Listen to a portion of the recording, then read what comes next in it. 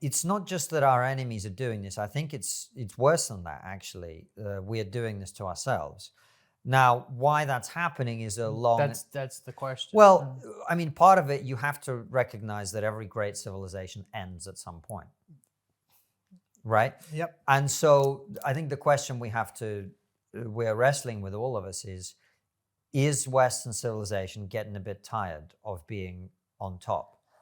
Because when you spend a lot of time being the top dog in the world, eventually you get a new generation of people, younger people, who don't understand how that was achieved. They don't understand why that's the case. And so they start to ask questions. They go, well, why do I have lots and people over there don't? Why do I have safety? Well, until recently anyway, and people over there don't. Why do I have stability and people over there? Well, why is that? Isn't that unfair? Isn't that unreasonable? And look, we had slavery. Wow, that's really bad. And we shouldn't have slavery, should we? And we're going, well, no, we shouldn't. So why did? And if you have university professors who teach kids about slavery without teaching them about slavery, they just teach them this tiny aspect of slavery about their own country, you very quickly get to a position where you have a whole generation of people who don't necessarily hate their own country, but they don't understand why it's where it is, why it's valuable, why the values that underpin it are important. And so you get to a position where I think people think that, I think a lot of people of your generation think that if we take away all the things that made Western civilization great, Western civilization will still be great. That's not how it works. So I think this is a fundamental challenge to our view of ourselves that comes from within. We are, I think, victims of our own success. Other people, other influencers will try and amplify that, and the Chinese and the Russians are definitely doing that. But fundamentally, this is a disease of our own making. And that's why the antidote has to come from within as well. It has to be about a reinvigoration of the values that made our civilization what it is. And if we don't have that, we will collapse like every great civilization in history. There's an argument to be made that no matter how hard it's a bit of a nihilistic argument, but there's an argument to be made. There's this guy, I think he's at Harvard, Peter Turchin. He wrote a book about this. Barry had him on her podcast. I don't know, whenever she did. His research is interesting. He looks at the lifespan of civilizations, and his thesis, I mean, among other things, is that the West is entering what he calls end times. So, we haven't all read, but I haven't even read all of it, but The Decline and Fall of the Roman Empire, by Gibbons, the great chronicle of how Rome fell. There's an argument to be made that even if we try really hard, this is the fate of any great civilization. There's that, I think it's William Golding poem, Nothing Gold Can Stay. So dawn goes down today, nothing gold can stay. It can't last forever. I would like to live in this society for the entirety of my life, and the entirety of my children's lives, and the entirety of their children's lives. You're a father. You want your child to grow up in a flourishing, prosperous, beautiful society.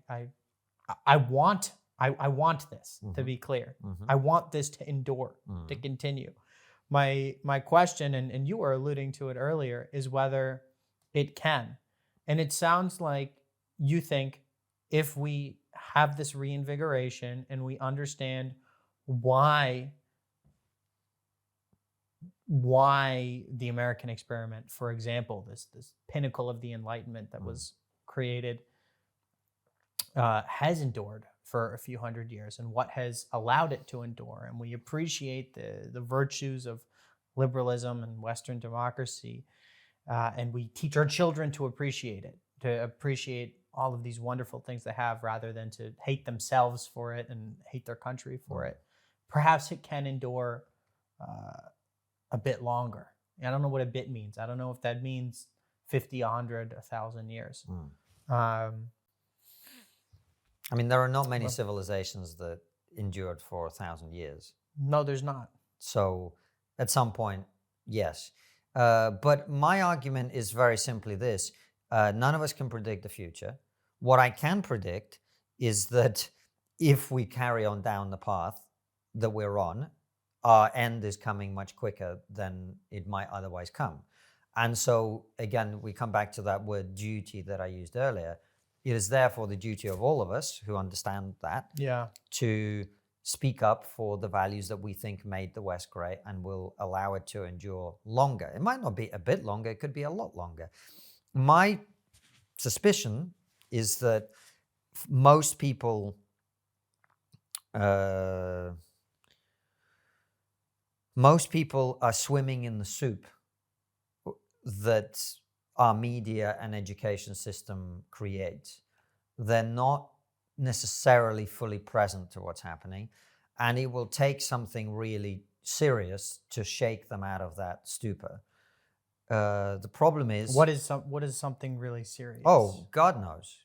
I don't. War, for example. Well, right, and I think for a lot of people, the Ukraine war. The war in Ukraine was a wake-up call for a lot of people. Definitely.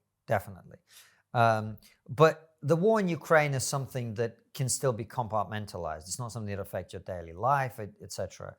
I think we're probably going to have more wake-up call opportunities over the next several decades. And how we respond to those is what's going to determine the future, I think. And that's really where you're going to find out, are we still a civilization that's willing to stand up for itself and to fight for itself or not? And if I think about, ultimately, the test of a society or a civilization is whether it's willing to fight for itself. I wonder. I wonder if you were to poll your generation and mine, how many people would be like, you know what, there's a war going on over there that's about the fate of Western civilization. Let's send American boys to storm the beaches. How many people would be in favor of that today? I wonder. So we're in a dangerous place, I think. You can see that the Russians, for example, not that the ordinary Russian person is desperate to end up in Ukraine, but they'll go and fight. They're happy to. Right. Happy is overstating it. Willing. The willing. Or unwilling to go to prison, not to, or whatever, right? In a way that people in the West probably would not be. Well, we don't know, is the truth, right? I mean, one of the things that COVID showed us is there are a lot of things about our fellow citizens that we do not know. I thought that we lived in a society where we really valued freedom a lot. And we understood the trade-offs that freedom has. And one of the trade-offs of freedom is a lack of safety. People forgot. I mean, we've become a society of trade-off denialists, really. We deny the idea that certain things that we want also cost something. We do. That's an excellent phrasing. So with COVID, what we found out is there's an inner authoritarian in quite a lot of people that will come out when people are scared. And so we don't know what people might be willing to do if they're really scared. And some of those things that they might be willing to do might be heroic and courageous and really important.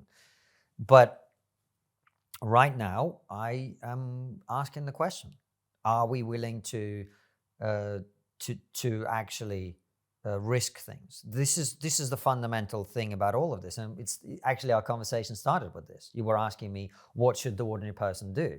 And you're coming at it from a position, well, there's a lot to lose. And when you stand up for things that are important, there's always a lot to lose. Otherwise, it wouldn't be called standing up, right?